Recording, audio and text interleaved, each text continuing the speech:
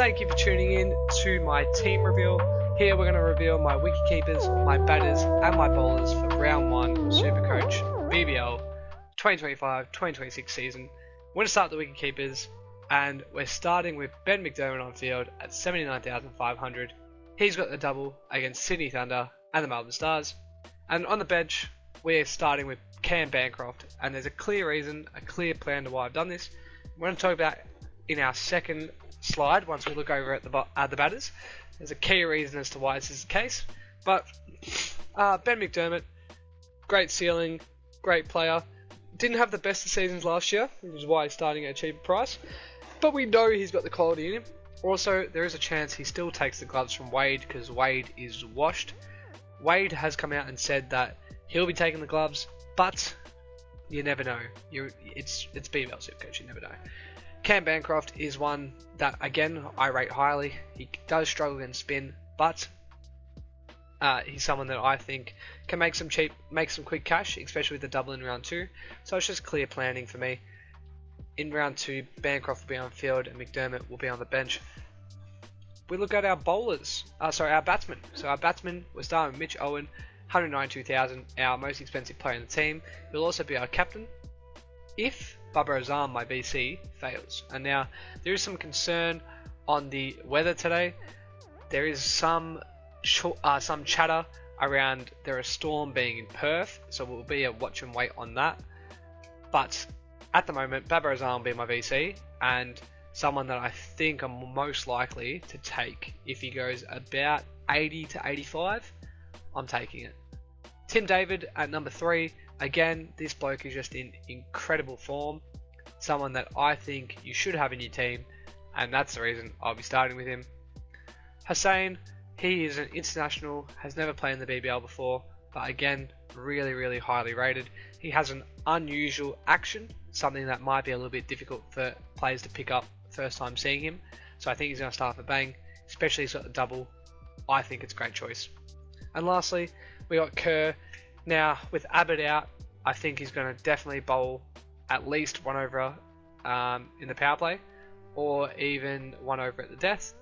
Not sure what they'll do and how they'll do it. I think they might give 1 to Edwards and then 1 to Kerr. Obviously, Dwarsh is going to get both of them, but we'll see how that goes.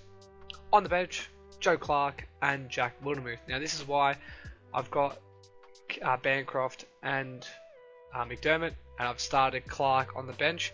It's a clear planning reason here. Clark has got the double in round 3. Once round 3 comes, I will look to trade out of McDermott or Bancroft, whoever's made the most money, and I'll simply slot Clark up into the wicketkeeper line and obviously play him in round 3. Clark is someone that I think can make a lot of money. 68,000 is quite a nice price range for him, and I think all of them can make money, and that's why I want all of them, because I think no matter what happens, you're going to make 100k between all 3 of them, and that 100k is going to be really handy come rounds 5 and 6. Jack Wildermuth, 58,500, someone that I'm not too hot on, but I think from all reports he's going to have a really great season. People are touting that it might be his breakout year, especially with the role that he had in the practice match. I don't think that role is going to come to fruition. I don't see him opening, but I think he will definitely bowl 4 overs, and with the double in round 2, there's some potential to make some serious catch. Looking over to the bowlers, this is very easy for me. Nathan Ellis, Dwarshus and Meredith, they were the first 3 picked in my side. Ellis is a fantastic player in the BBL and a fantastic international T20 player. He's been around for a long time and someone that I highly rate. He could even be a potential C captain, depending if they bowl first. But I think I'll go Owen if his arm fails. Dwarsh, another great bowler. Very simple. He's a most wicket taker in the BBL, and he's just a freak. And then Meredith bowls absolute heat. Will have a great role again, like he had last year. So those were the easiest picks of the lot. In 4th, now I had Ahmed from Hobart, but I've gone Bartlett because of some weather concerns if we look forward to round 3. To round 2 with the Hobart and the Renegades game. Talk about that a bit later, but Bartlett for now is in because of his double next week. But also the cheap price. 128,000 is really cheap for a player of his caliber. He can easily score 60, 80, take 2-3 poles and have really good economy. So he's in for me. And lastly, Jack Edwards. Now this is a player that people thought would bat at 3, and then Dan Hughes came out and opened the batting in their practice match with Philippi batting at 3. So there is some doubt that Jack Edwards opens the bats at 3. But the best thing about this is that we get to see the lineup before the game starts, so we can make a change if it occurs. If he bats at 6, I'm still keeping him, but some others might want to get off him. It's totally up to you. But for me, I think batting at 6 is fine. I think he's going to have overs with the balls, at least 2 or 3 minimum. So for me, he's got a great role. It's an easy pick. On the bench, I'm stashing Khan. Now, this is a pick that might not stay. If Azam goes well, I'm looking to move Bartlett down to the bench, bring in Kuhneman, and stash Bartlett instead. But this is totally reliant on how Hardy goes as well, because Hardy is going to be my loop. If Hardy goes 60 above and Azam scores about 85, I will bring in Kuhneman, Bartlett will go to the bench, and I'll just trade into Khan next week, as he's relatively easy to get at about 117. Even if he has a massive week, he's only going to go up to about 130, which is really easy to get from a Dwarsh or from somebody else. So let's look at my full team, including my flex. Now this is, I left this last on purpose, but my flex is Afridi or Afridi.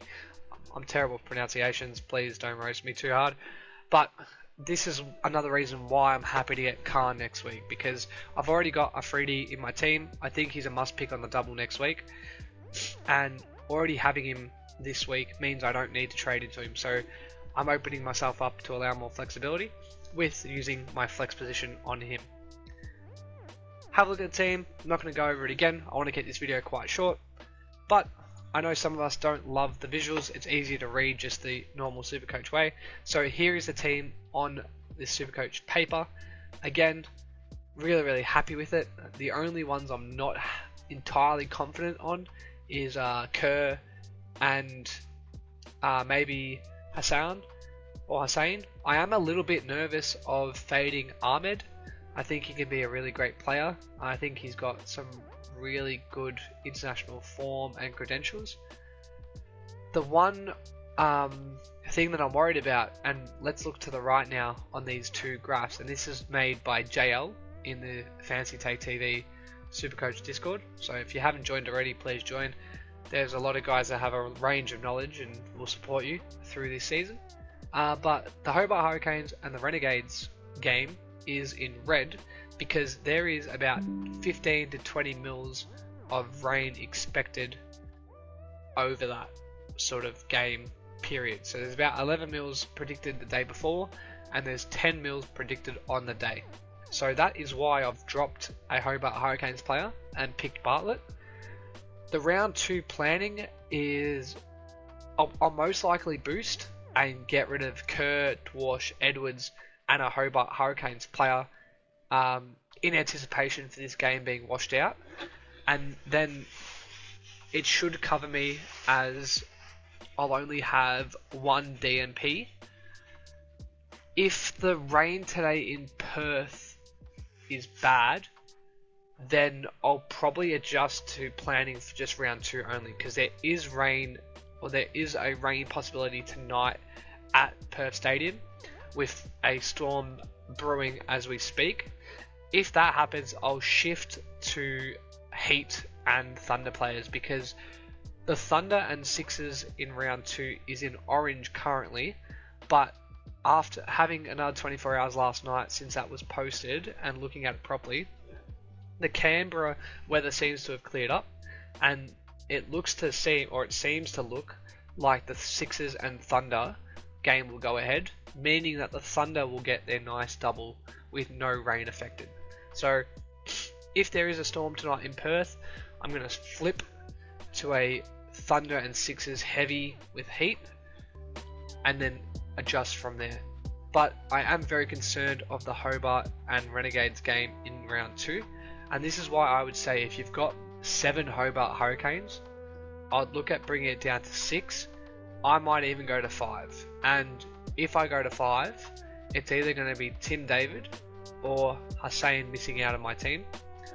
I think I'm leaning to missing out on David just because he has a lower floor with no bowling in him, even though he's in such great form. If I do move away from David, I think I'm going to be going to a Constance, which I don't love. I don't like going to one game bat onlys, but it's a risk that I'm willing to take to avoid a DMP in round 2. Thanks for watching. Good luck with your SuperCoach round 1s. Let me know how you go in the comments, or let me know what your team's looking like, and I'll see you very, very soon. Take care.